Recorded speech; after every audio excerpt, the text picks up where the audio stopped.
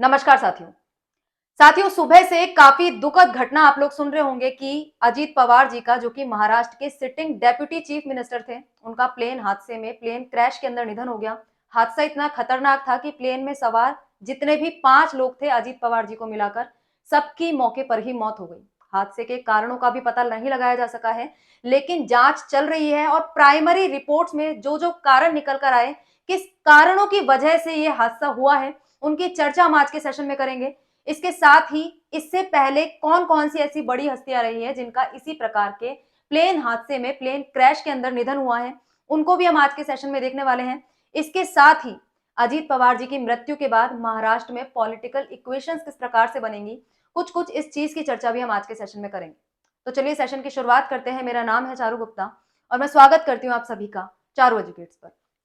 दोस्तों, सेशन में आगे बढ़े उससे पहले आप लोगों से एक रिक्वेस्ट, यदि चैनल पर नए हैं तो सब्सक्राइब जरूर से कर लें, बेल आइकन को प्रेस कर दें जिससे कि नोटिफिकेशन आप लोगों के पास तुरंत से पहुंच जाए।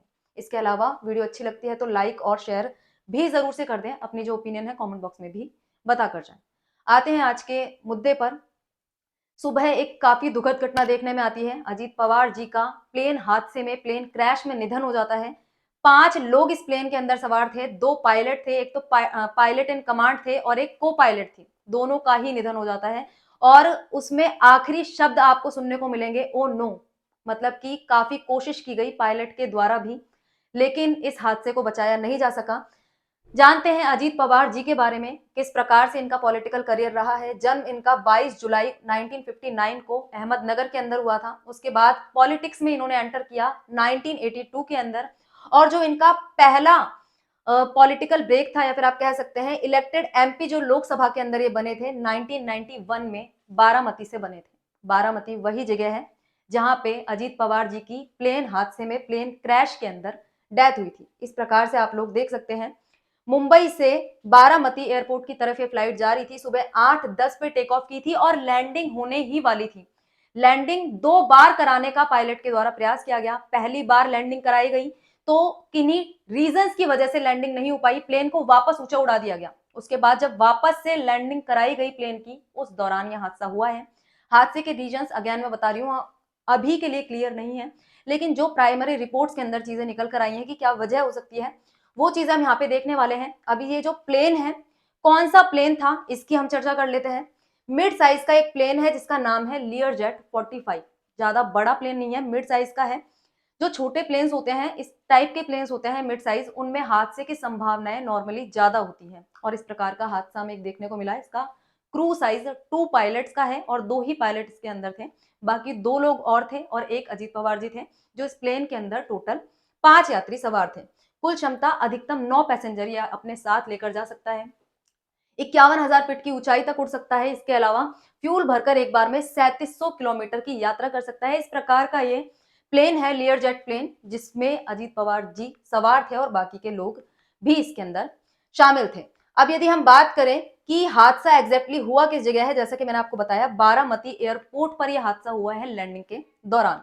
अब इस क्रैश की वजह क्या रही, प्राइमरी रिपोर्ट्स में जैसा कि मैंने बताया कुछ कुछ रीजंस निकलकर सामने आ रहे हैं, जिसमें से आपको पहला रीजन दिखाई दे रहा है इंजन या कंट्रोल सिस्टम के अंदर खराबी। मतलब कि पहली चीज है कि टेक्निकल फेलियर प्लेन के अंदर किसी ना किसी प्रकार का हो सकता है, जिसकी वजह से ये प्लेन हादसा हुआ।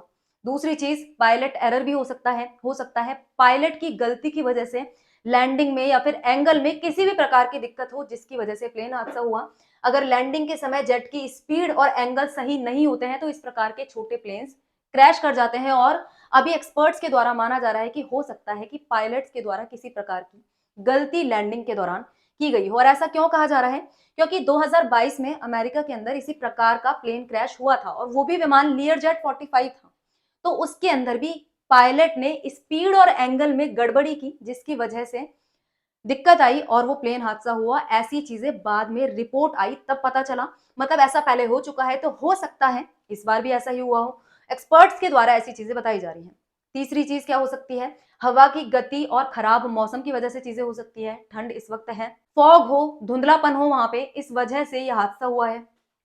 तेज हवा, कोहरा या कम विजिबिलिटी या अचानक हवा की दिशा बदलने से भी मिड साइज जो प्लेन है उनका क्रैश होना आम है। तो मतलब यहाँ पे ये रीजन भी हो सकता है, ये वजह भी हो सकती है। इसके अलावा चौथा और सबसे लीस्ट प्रोबेबल रीजन कि रनवे के अंदर खराबी हो, जहां पे प्लेन को लैंड कराना है वो जगह ठीक ना हो, पायलट अच्छे से काम कर रहा है और मौसम भी सही है, सब चीजें ठीक है, कोई टेक्निकल फेलियर भी नहीं है, लेकिन जिस जगह प्लेन को लैंड कराना है यदि वो गीला है या फिर सही रोशनी वहां पे नहीं है, वजह से इस एरिया में लैंडिंग खराब हो सकती है, क्रैश लैंडिंग हो सकती है और प्लेन क्रैश कर सकता है। तो प्राइमरी रिपोर्ट्स के अंदर ये चीजें बताई गई हैं और फिलहाल के लिए डीजीसी के द्वारा बोला गया है कि जांच चल रही है, जैसे ही प्लेन का ब्लैक बॉक्स मिलता है जिसके अंदर सभी प्रकार का इंफॉर्मेशन देखा जाता है, तो उसके बाद ही फाइनल कंफर्मेशन दिया जा सकेगा कि आखिर प्लेन के क्रैश होने की वजह क्या रही। अब यहाँ पे प्लेन क्रैश ऐसे पहले भी हो चुके हैं, काफी बड़ी बड़ी हस्तियां प्लेन क्रैश में अपनी जान गंवा चुकी है, जिसमें कुछ इंपॉर्टेंट हादसों की यदि हम बात करें, गुजरात के सीएम बलवंत राय मेहता 1965 में इस प्रकार के प्लेन क्रैश में पाकिस्तान के द्वारा किए गए हमले की वजह से मारे गए। उसके अलावा इंदिरा गांधी जी के बेटे संजय गांधी जी की भी इसी प्रकार से प्लेन क्रैश में ही डेथ हुई थी। पायलट थे और नेता भी थे। 1980 में दिल्ली के सफदरगंज एयरपोर्ट के पास एक छोटा सा विमान उड़ाते समय उनका निधन हो गया, मतलब उसमें ये खुद पायलट थे। इसके अलावा माधवराव सिंधिया जो कि कांग्रेस के काफी बड़े नेता थे, 2001 में उत्तर प्रदेश के मैनपुरी के अंदर उनका निजी विमान क्रैश हो गया जिसमें उनकी डेथ हो गई। इसके अलावा उनके साथ 4 पत्रकार भी मारे गए। इसी प्रकार से जीएमसी बाल योगी 2002 में जब तत्कालीन लोकसभा अध्यक्ष थे तब उनकी एक प्लेन क्रैश के दौरान मौत हो गई। वाईएसआर रेड्डी 2009 में आंध्र प्रदेश के मुख्यमंत्री रहते इनका निधन हुआ। ये सभी प्लेन क्रैश के दौरान मारे गए हैं। दोरजी खांडू अरुणाचल प्रदेश के मुख्यमंत्री थे, इनका भी प्लेन क्रैश में ही मौत हुआ। इनकी तो बॉडी भी मिलने में काफी टाइम लग गया था। 5 दिन बाद उनका शव और हेलीकॉप्टर के पार्ट्स बरामद किए, इतना खतरनाक हादसा ये हुआ था। इसके अलावा बहुत ही रिसेंट बिपिन रावत हमारे पूर्व सीडीएस, इनका भी निधन एक प्लेन क्रैश के दौरान हुआ था। वो 8 दिसंबर 2021 को बिपिन रावत अपनी पत्नी के साथ एयरफोर्स के प्लेन में तमिलनाडु से कन्नूर जा रहे थे और बीच रास्ते में इनका प्लेन क्रैश कर जाता है। और बहुत ज्यादा रिसेंट आप सभी को काफी अच्छे से याद होगा जो अहमदाबाद का प्लेन क्रैश हुआ था जिसमें 260 लोग मारे गए थे, उसमें गुजरात के पूर्व मुख्यमंत्री विजय रूपानी भी शामिल थे जो कि इस प्लेन क्रैश के दौरान मारे गए। तो इतनी सारी चीजें हैं, इतने सारे हादसे हमें देखने को मिलते हैं कि बड़े बड़े लीडर्स हैं और बड़े बड़े नेता हैं जो कि प्लेन क्रैश के दौरान मारे गए। अब फिलहाल के लिए बात करते हैं महाराष्ट्र की राजनीति अजीत पवार जी के जाने के बाद किस प्रकार से बदल जाएगी। सबसे बड़े जो 2 सवाल खड़े होते हैं, सबसे बड़े 2 सवाल ये हैं कि फिलहाल के लिए जो महाराष्ट्र में गठबंधन की सरकार है उसमें अजीत पवार लेड एनसीपी का काफी बड़ा रोल है। यहाँ पे आपको महाराष्ट्र के असेंबली इलेक्शन जो कि 2024 में हुए थे उसके रिजल्ट दिखाई दे रहे हैं। महायुति गठबंधन की सरकार बनी थी जिसमें बीजेपी को सबसे ज्यादा सीट्स मिली थी, लेकिन उसके बाद आप देखोगे शिवसेना 57 और अजीत पवार जी का जो एनसीपी का फैक्शन है उनके पास 41 एमएलए हैं और इसमें से 9 फिलहाल के लिए मिनिस्टर भी हैं जो करंट गवर्नमेंट है महाराष्ट्र की। और बारामती से खुद विधायक थे अजीत पवार जी जिनका निधन हो गया है बारामती के अंदर ही। आप देख रहे हैं जहां से विधायक हैं वहीं पे निधन इनका हुआ है। अब फिलहाल के लिए सवाल ये उठता है कि अजीत पवार जी के निधन के बाद महाराष्ट्र के इस पॉलिटिकल अलायंस के अंदर किस प्रकार के समीकरण देखने को मिलेंगे। 41 एक बड़ा नंबर है और अजीत पवार जी खुद उप मुख्यमंत्री थे महाराष्ट्र के अंदर।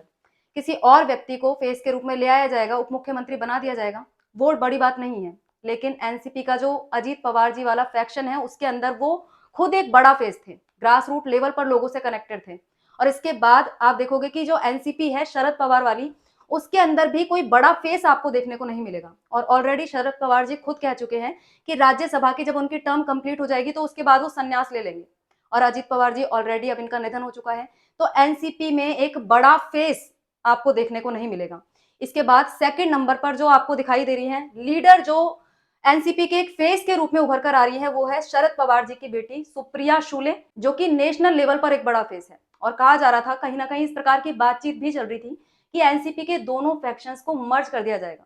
रिसेंट में जो बीएमसी के पोल हुए थे महाराष्ट्र के अंदर, उससे पहले भी इस प्रकार के कयास लगाए जा रहे थे कि जो एनसीपी के दोनों फैक्शंस हैं उनके मर्ज करने का समय आ गया है। बाकायदा इनका स्टेटमेंट निकल कर आया था कि परिवार अब मिल चुका है। तो मतलब कहीं ना कहीं आगे जाकर एनसीपी मर्ज हो जाती। और अब अजीत पवार जी के निधन के बाद एनसीपी के दोनों ही फैक्शंस के अंदर बड़ा चेहरा कोई देखने को नहीं मिलेगा। तो इनएविटेबल है कि दोनों ही फैक्शन कहीं ना कहीं मर्ज करेंगे, क्योंकि आपको दिखाई दे रहा है सेकंड लाइन पे कोई बड़ा लीडर देखने को नहीं मिल रहा एक्सेप्ट सुप्रिया शुले। अजीत पवार जी के 2 बेटे हैं, पार्थ पवार है, जय पवार है। पार्थ पवार ऑलरेडी पॉलिटिक्स में अपना हाथ आजमा चुके हैं लेकिन ग्रास रूट लेवल पर उतने फेमस नहीं है। लास्ट टाइम इलेक्शन भी अपनी सीट से वो हार गए थे। जय पवार, इनका पॉलिटिक्स से कोई लेना देना नहीं है, पब्लिक अपीयरेंस से दूर रहते हैं, तो इस प्रकार से सेकंड लाइन का कोई नेता अजीत पवार जी के जाने के बाद दिखाई नहीं देता। तो इसका एक प्रोबेबल कंक्लूजन निकल कर आता है कि एनसीपी आने वाले समय में मर्ज होती हुई हमें दिखाई देगी, और इसका सबसे ज्यादा नुकसान उन लोगों को होने वाला है जो शरद पवार जी के फैक्शन से निकलकर अजीत पवार जी वाले फैक्शन में शामिल हुए थे। उन लीडर्स को अपने भविष्य के बारे में कहीं ना कहीं सोचना पड़ेगा। तो आज के सेशन में इतना ही। आप लोग इस विषय पर क्या सोचते हैं कि आने वाले समय में महाराष्ट्र की राजनीति किस प्रकार की दिखाई देगी? अपनी राय कमेंट बॉक्स में जरूर से बताइएगा। आज के सेशन में इतना ही। मिलते हैं किसी नए मुद्दे के साथ नई वीडियो में। जय हिंद, जय